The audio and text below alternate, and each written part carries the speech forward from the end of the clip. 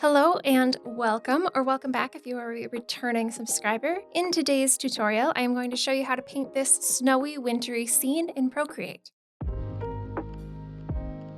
In this tutorial, we're going to be using clipping masks and alpha lock, as well as some different blend modes. Some of these techniques that we're going to be using today are a little more intermediate, but I will walk you through step by step so that you can follow along, even if you are a newer Procreate user. The brushes that I'm using are from the Instant Artist brush pack. It is a set made by Lisa Glanz, who is among my very favorite brush makers. I love this brush set because it has a lot of great painterly brushes as well as different textures, and you can achieve just a wider range of visual effects with this brush set. So if you want to check that out, you can follow the link in the description below. I hope you enjoy this tutorial. Without further ado, let's get into it.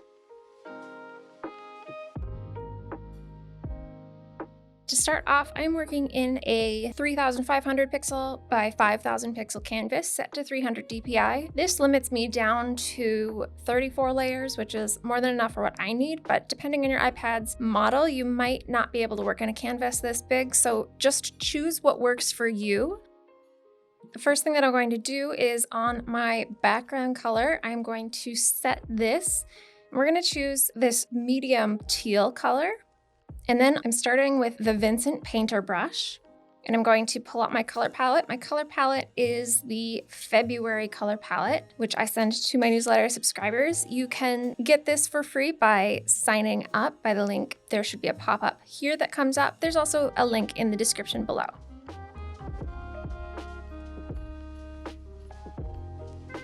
So starting with this darkest blue, I'm gonna sort of zoom out a bit on my canvas, and we're going to draw a swoop shape.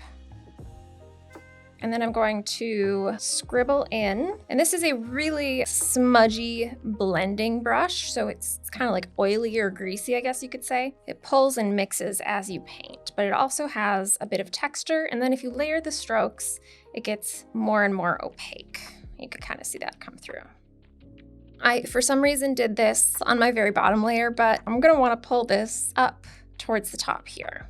So now that we have the hill drawn, we can draw some trees. So on the layer directly below the hill, I'm going to switch to this brown color, and we can draw our first tree. I'm reducing the size to 40%. And I'm building this up a stroke at a time. So that's why I'm using the smaller strokes so that I can kind of refine the shape of this tree. And we're only doing a bunch of tree trunks for this. So there's going to be some branches. You don't have to worry about what the whole shape of the tree is going to look like necessarily. So as I draw branches, I'm curving them slightly so they're growing out and up. And then I like to, if I zoom in here, there's this point here. I like to round that out and connect it with the main tree trunk a little more and smooth in where it connects to the base.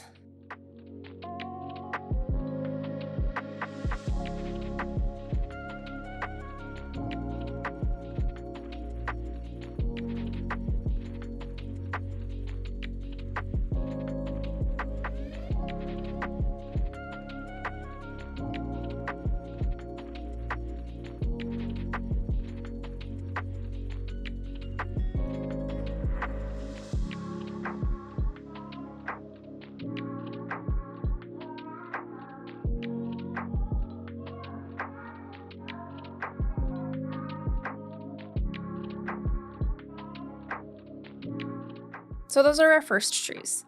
Now, moving to the layer directly below these trees, still using the Vincent painter brush, I am grabbing the same dark blue that we used before, drawing one more swoop line up like this.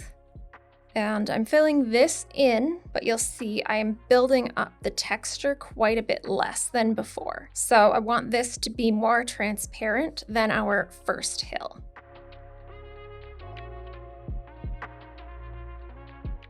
Now that we've drawn our secondary hill, I'm going to the layer directly below that. Let me quick rename these. Then I'm switching back to the same brown as before, and don't worry about the overlap, we'll remove that later.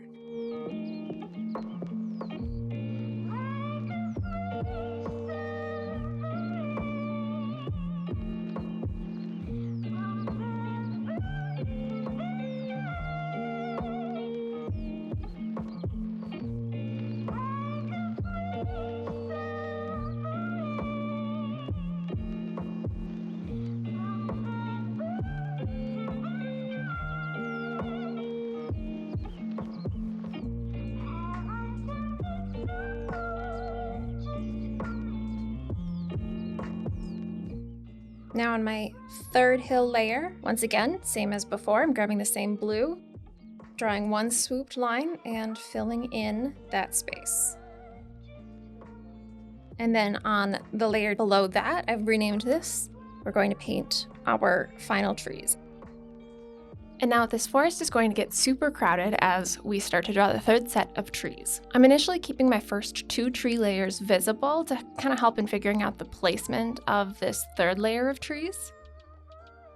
However, it does get pretty hard to see what is going on when everything is the same color and is overlapping. So once I have the main trunks drawn, I'm turning off my first 2 tree layers to finish off the branches.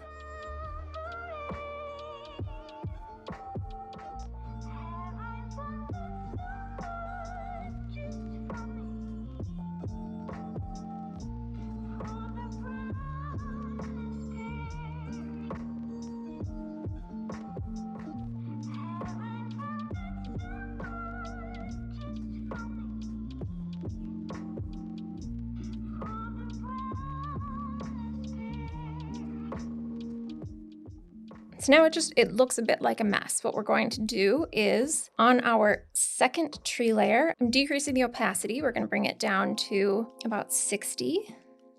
And then on my third tree layer, which is the one that's furthest away, we're decreasing this one down to about 20.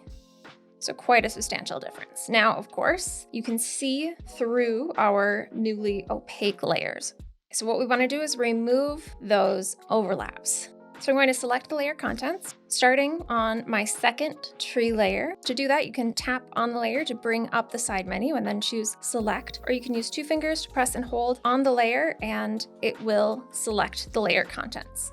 Now I have the middle trees selected. So what I'm going to do is move down to my third tree layer and tap the transform arrow. And now this removes any part that overlaps from our furthest behind trees. So now if I hide my trees 2 layer, there is no overlap there. Then I'm going to do the same on my hill 2. I'm selecting the layer contents of that. And then I'm moving down to my trees 2 layer and I'm tapping the transform arrow and removing that overlap. So now these trees are in front of this hill. So I'm selecting my trees 2 layer and then I'm moving down to my hill 3 layer, and I'm going to remove that overlap there.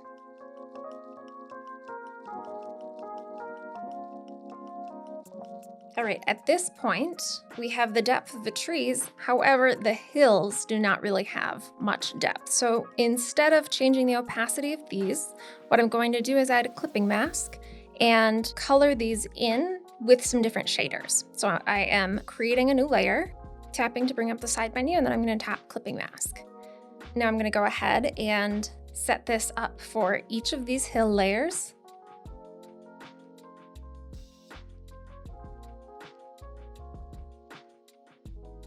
Okay, so now I have my 3 mask layers set up, and I'm also changing the blend modes of all of these hill masks to overlay.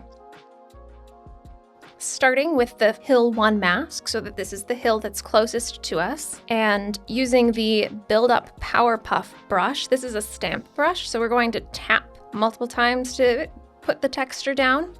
And then this is actually a very dark brown, but it'll layer nicely with the overlay blend mode on top of this. I'm going to increase my brush size here to about 75%, and I'm stamping multiple times to build up this dark color along the base.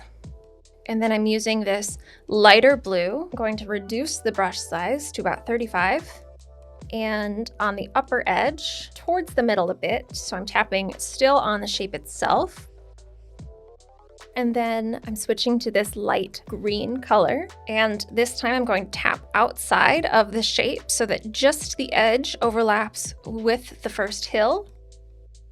And now I have this nice fade, this nice bit of shading. Then on my hill 2 mask, switching to this light blue, I'm tapping outside along the top edge to brighten that up.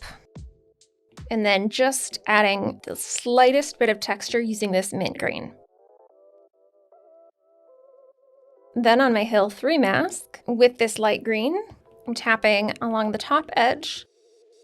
And then I'm actually going to grab this blue, which is the same as our background blue. I'm going to tap a few times to just make that fade even more. If you have layer limits, you can merge down your mask layers. Tap to bring up the side menu and then tap merge down, or you can pinch the two layers together. Now I'm adding a clipping mask above my tree's one layer, and we're going to add some texture to these trees. Now this time I don't want to use a stamp, I want to use a brush that I can paint in. So I'm going to tap the soft texture shader, and with this dark brown, I am painting in this texture on the left side of the tree and then a little more towards the base. And this one is not on the overlay blend mode, it is just regular. So the color is just laying directly on top of the trees. It is not passing through or blending.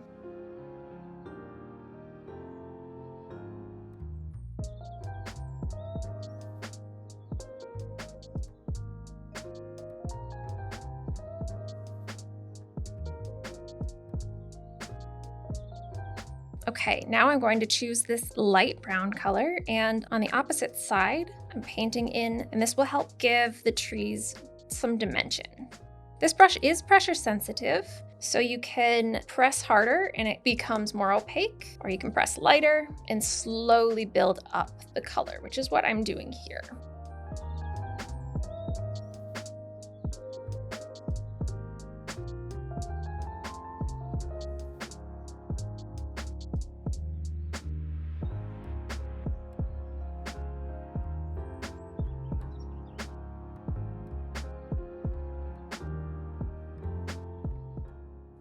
Next, on my other trees, I hope this isn't confusing. You can certainly do this as a mask if you want, but what I am just going to do is alpha lock these layers and draw directly on top. So to do that, you can tap to bring up the side menu and tap alpha lock, or you can use two fingers and pull the layer to the right. And once you see this checkered background, this means that it's alpha locked. And what that means is anything you draw will be contained to the paint that is on the layer and that opacity. So you can't draw outside of that, but you can layer the colors on top of it. So now on my alpha locked trees 2 layer, I'm using the same lighter brown to add highlight to the right sides of these. Because the opacity of the layer is reduced, I'm less worried about being precise, which allows this to go faster.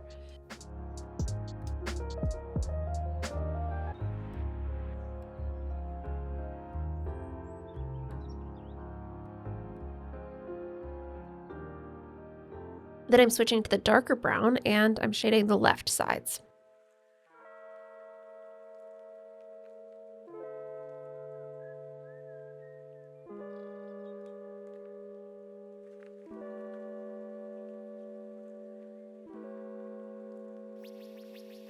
And we're going to do the same on our trees 3 layer. And again, we're just drawing directly on top. In this one, you can actually barely see the difference, at least for this darker color. So I'm working super quickly. Switching to my light brown. You can see the light brown a little more, it's higher contrast. But once again, just brushing that in, just trying to add a little bit of that visual dimension.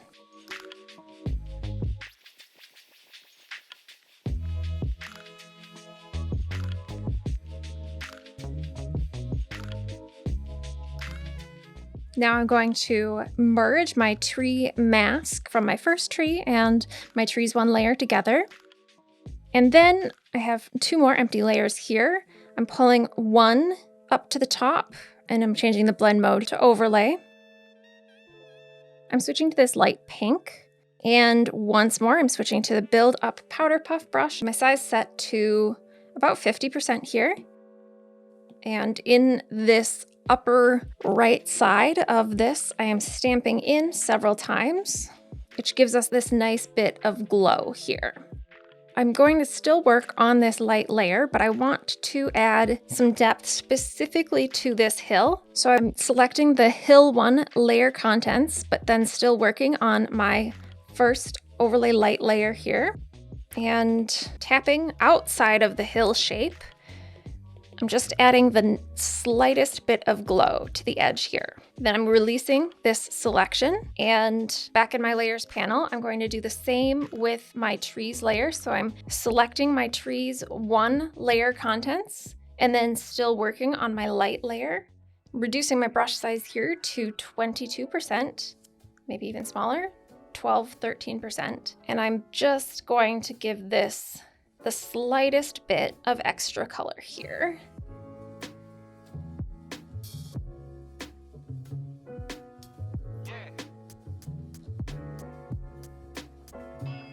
So if I turn the layer on and off, you can really see what a huge difference it has in making the whole forest seem cohesive.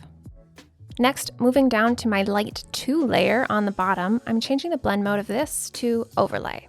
With the same pink and the same brush, I am stamping in a few times to help make the sky behind the trees even lighter. Then I am going to decrease the layer opacity down to about 50% so that this doesn't totally obfuscate the 3rd layer of trees.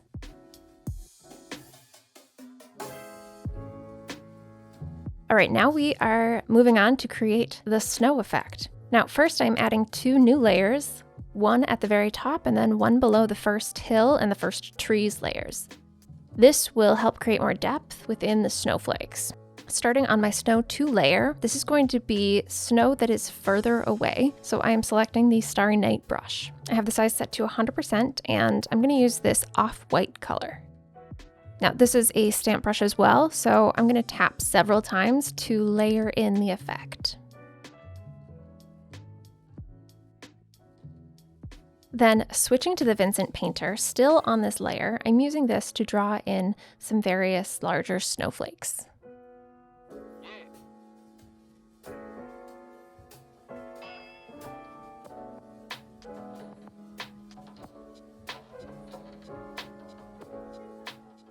All right, next I am tapping the wand icon to access the adjustments menu, and then I'm going to choose Gaussian blur. In this latest version of Procreate 5.2, the adjustments by default take you to make full layer adjustments. We're going to be making both layer adjustments as well as specific pencil adjustments, but we're going to start with the layer one, so that's the default. To blur the entire layer, I am simply going to slide my finger across the screen from left to right, and you'll see the blue bar appear at the top to indicate the amount. For the full layer, I'm going to blur this only to about 3%. Once that's done, I am tapping this little arrow and selecting pencil. This automatically applies the full layer adjustments, so we won't be able to change the amount of blur applied there after we switch over to the pencil filter options. And a quick note, if you aren't using an Apple Pencil, you can simply apply the layer adjustments and then follow along this next part using the smudge tool and your preferred blender brush of choice. Now, with the pencil filter, I'm first going to slide my finger across the screen to set it at about 50%. And then I'm going to use this to brush in some extra blur on some of the larger snowflakes. I like to have a little more variation, and using the pencil filters allows for that. If you decide that you want more or less blur for this part, you can always slide your finger to adjust as needed after you have painted in some of the brush strokes.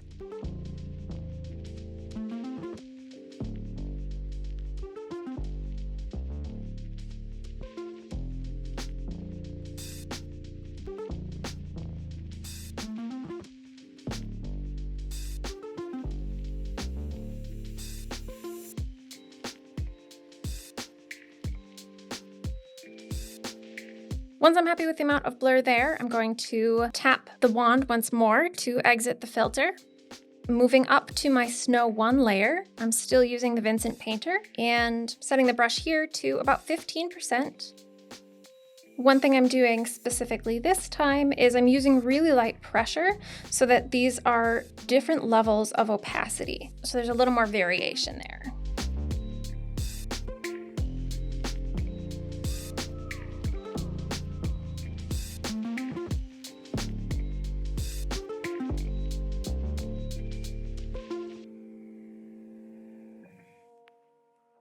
maybe I went a little overboard. I'm just going to erase a couple of these.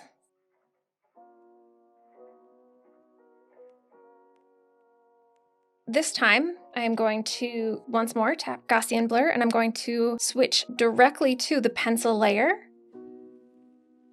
So this way we can blur some, but not necessarily every single one of these. You can see as I'm blurring, I'm not, focusing on blurring the entire thing, but this gives me a cool smudgy effect that, again, allows for some nice variation.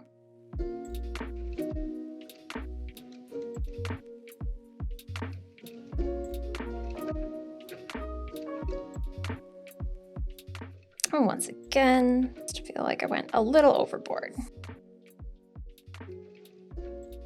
Now, as a final step, if you want to, you can add a subject into your image to add some sense of scale and depth.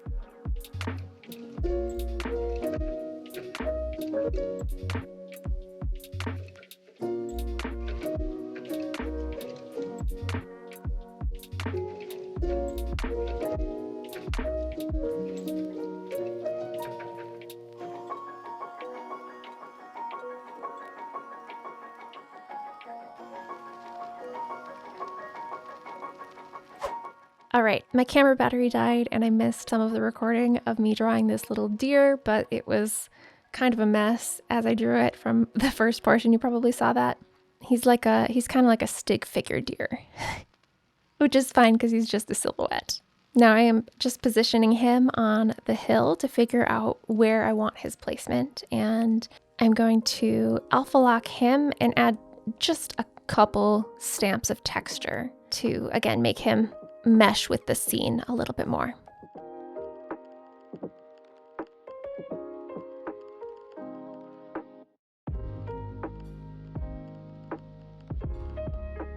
And that's it. Here's the finished piece.